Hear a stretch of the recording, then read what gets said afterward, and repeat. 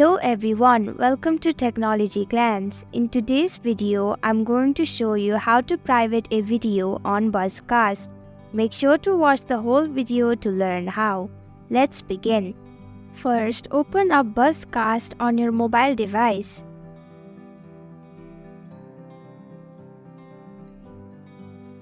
Tap on the three icon at the bottom right of your screen.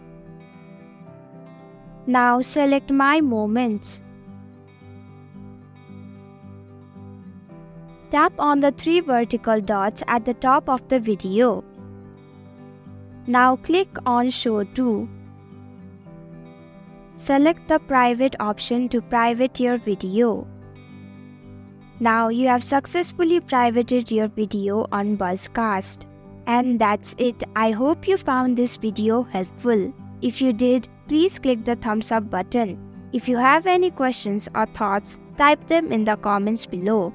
And don't forget to subscribe to our channel for more updates. Click the bell icon too so you'll know when we post a new video. We'll be back with another video soon. Thanks for watching.